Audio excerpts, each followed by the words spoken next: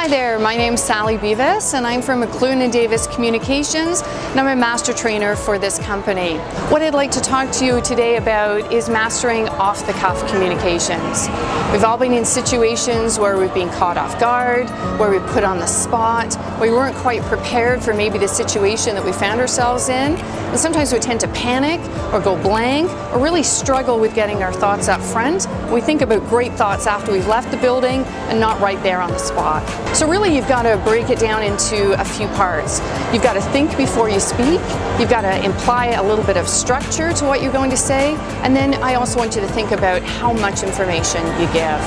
So thinking before you speak sounds easy, but sometimes not easy because we tend to react as opposed to taking a couple of seconds and just thinking about what we want to say, gathering our thoughts, pausing for a couple of seconds rather than creating an emotional response to something is always a much better way. You get your thoughts together before you speak.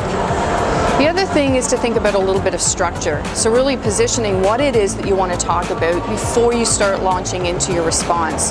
So if I wanted to talk about what had happened in the past, where we are now, and where I see our company going in the future, I might want to say that before I start, just so that I have a track to follow and my audience knows where I'm taking them. Once I've actually delivered what I want to say, then I want to recap that and really bring it together. So here's what I've talked about in the past, where we are now, and where I see ourselves going. And the last thing I want to talk about is really the power of threes. We have a lot of information to give. We tend to do a little bit of information overload.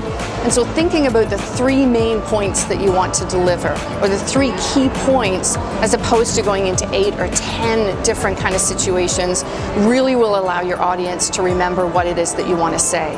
And we all want to be heard, and we all want to be remembered. So the power of three is really, really important. So those are what I've covered today. Think before you speak, think structure, and think threes. Be heard and be remembered.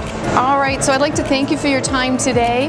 We will be hosting a session at the WILB conference on April 17th. So if you'd like to learn more about how to master off-the-cuff communications and add that to your leadership portfolio, we'd love to have you there.